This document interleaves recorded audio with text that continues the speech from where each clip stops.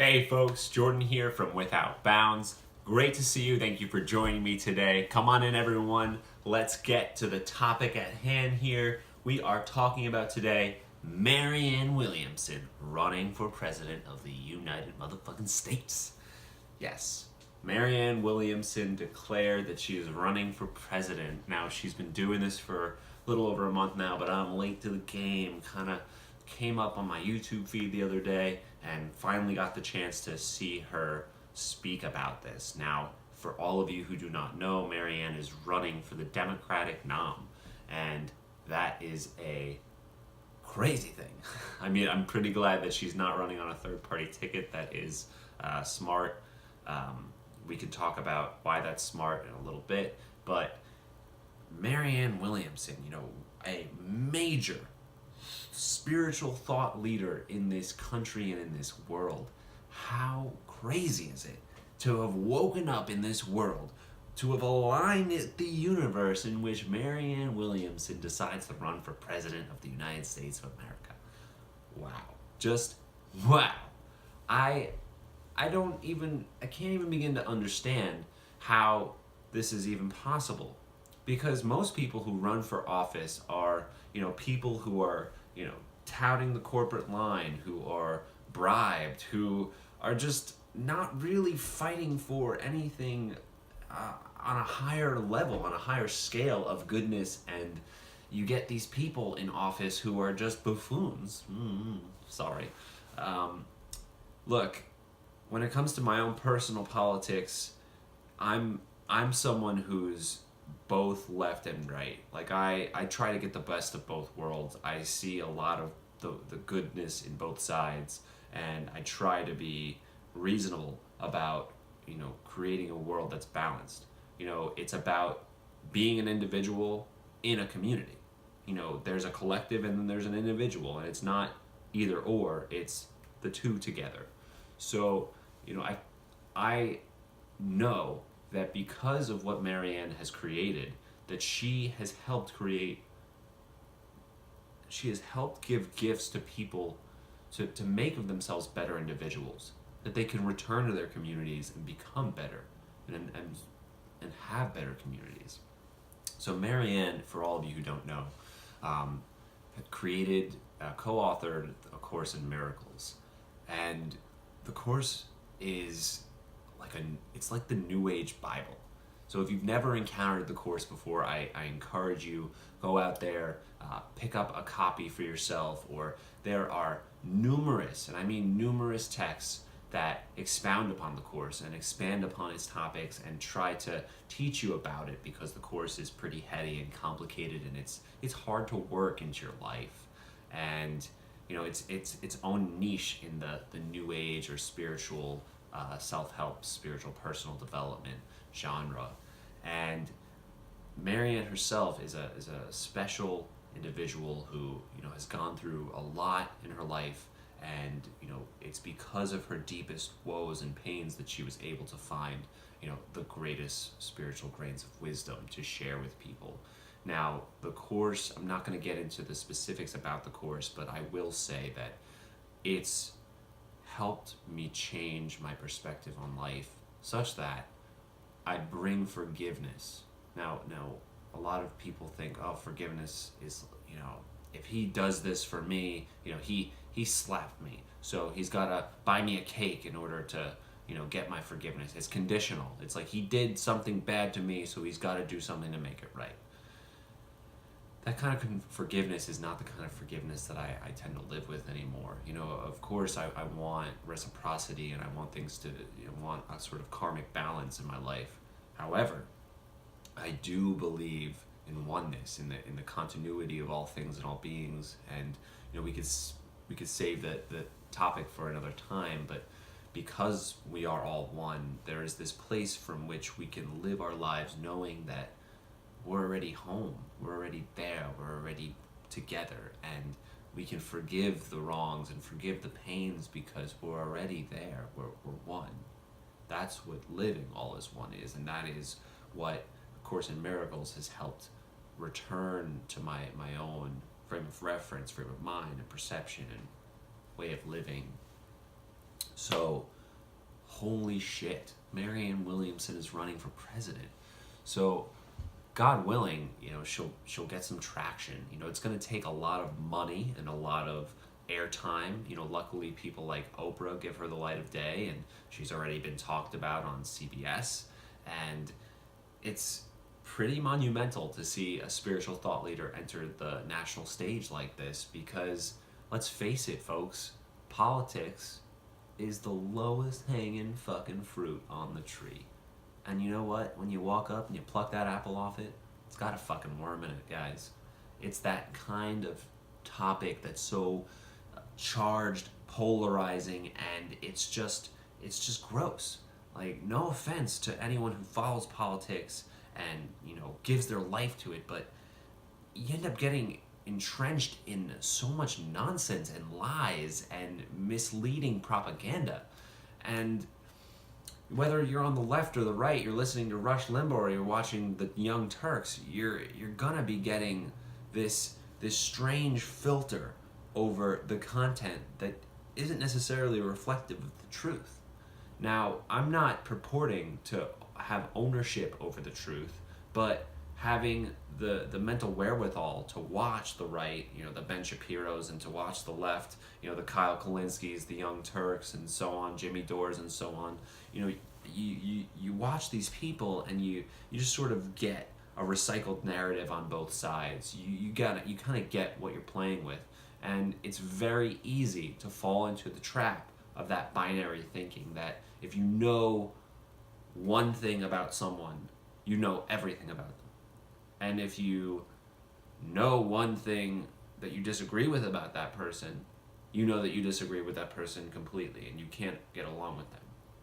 For instance, if you are, pro-life, you know that this person likely might not believe in global warming, or this person likely wants, guns for everyone. It's like you believe that this, it's this one thing, and it defines them. It defines their whole character. Just like on the left, if you're, for abortion, pro-choice, then it's like, oh, I bet you they're an identitarian politician who just thinks that, trans people need their own bathrooms and, whatever it is that's on a leftist line. The fact is, we have someone entering the stage who, yes, she might espouse some leftist progressive ideals that personally I think are just fine and great, but she's entering the stage from a place of, the apple on the tree for politics was here. Now, I'm not going to stand on a podium and say that, oh, spiritual thinking is up here, but there's a kind of thinking and philosophy, there's a kind of way of interacting with others in the world that is just bigger than politics. It's better than politics. And quite frankly, politics is just not even scratching at the surface of what basic human needs are and what it will take to fulfill them. Spirituality, where Marianne comes in, is from a place of helping people find a meaning in their lives. And that is one of the greatest gifts that you can help people find and provide, is just to provide them the tools to discover their own purpose in life. And Marianne has gifted the world many, many books that help people do just that. And politicians can't even begin to fucking scratch the surface on what a life of meaning is. These are people who, with all due respect, rob meaning from our lives by trapping us in this, again, the black and white thinking, if I'm for one thing, he's against me. It's just, there's just so much tension in that world. And there's no peace and there's no hope for it because it's so low resolution, it's so low on the scale of importance and necessary things in this world. So when it comes to Marianne and her platform, in her debut of, saying that she's running for president, she talked about a lot of different things. And now, am I necessarily supporting her? Am I rooting for her? Am I backing her? Is she my, my horse in the race? No. Excuse me. Quite frankly, at this point, it's just too early to pick someone.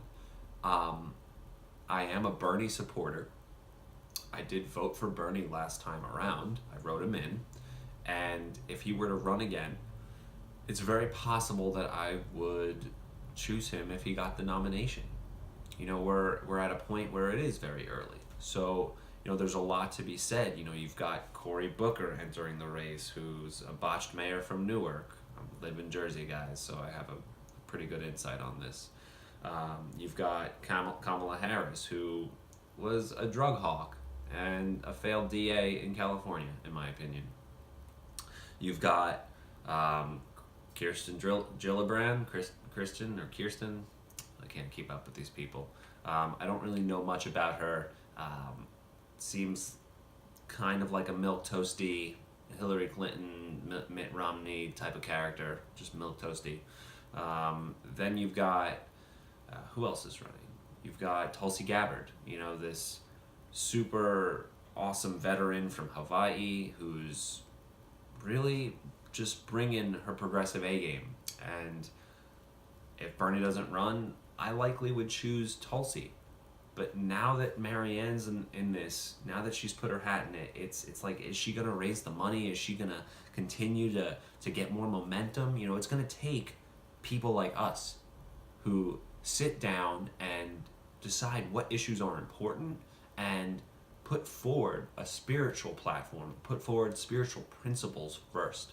Because we've never gotten anyone in this fucking office who puts spiritual principles first. They might say Ronald Reagan.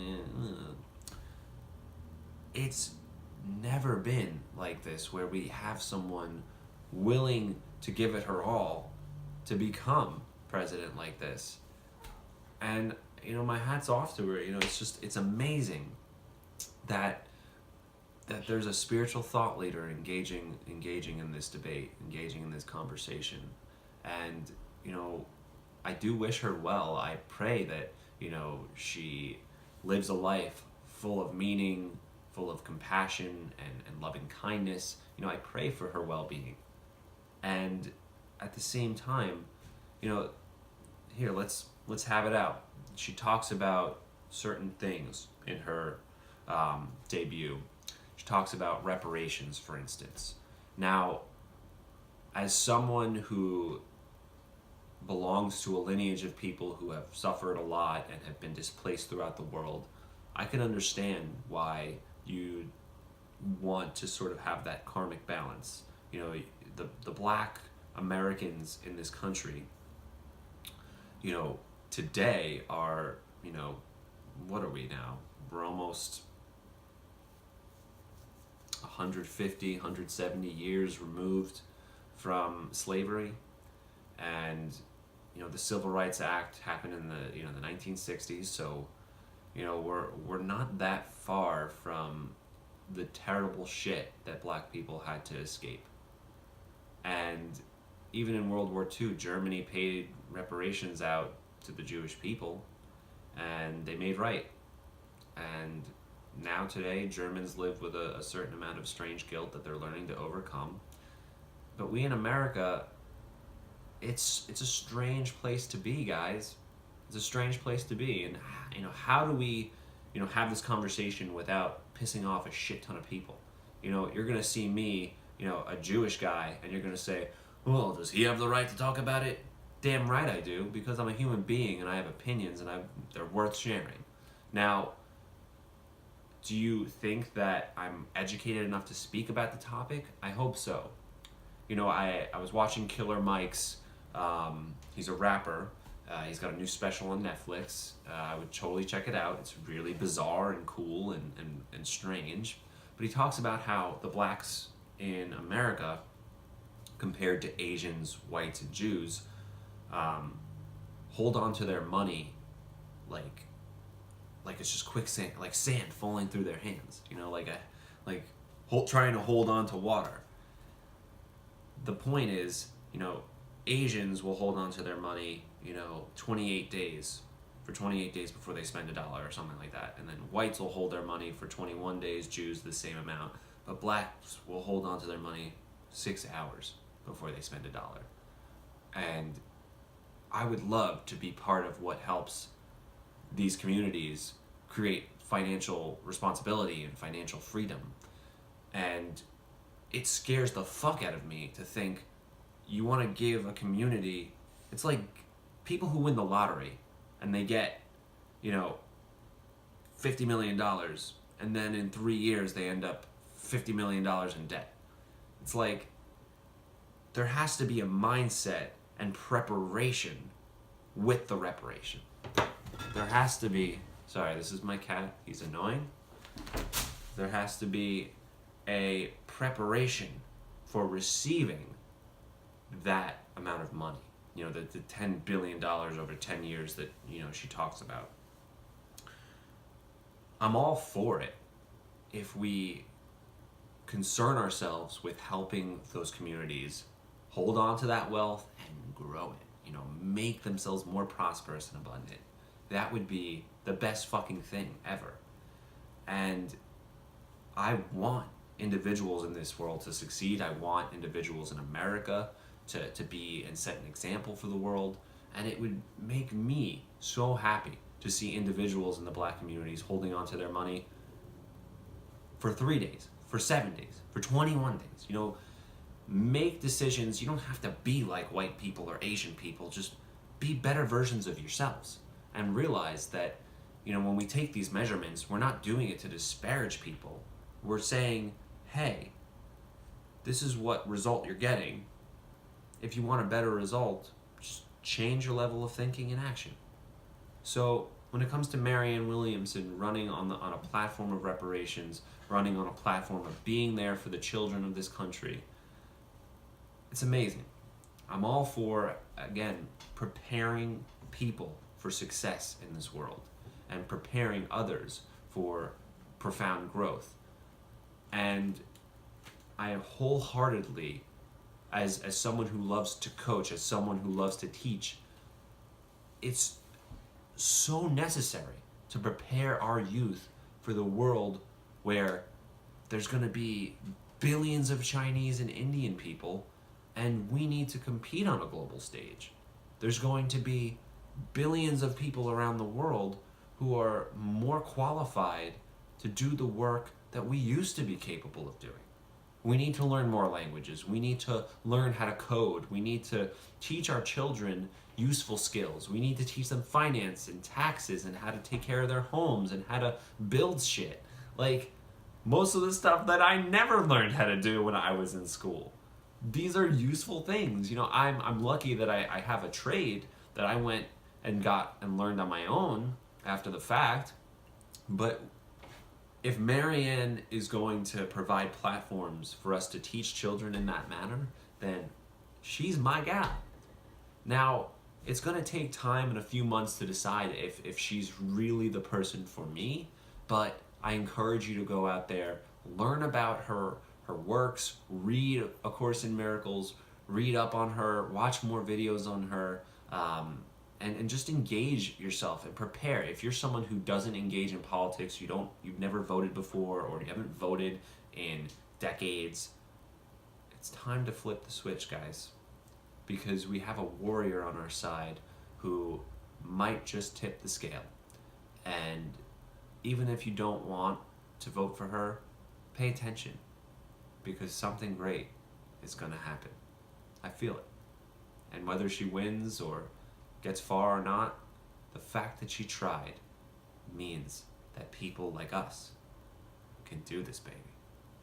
Thank you for joining me, guys. Again, my name is Jordan M. Fishman, here from Without Bounds, your spiritual and mindset coaches, where we heal, uplift, and empower you and give you the tools to do that yourself and overcome the blocks to your natural abundance and well-being. Thank you for joining me, guys, and I look forward to helping you add color to your life. Take care.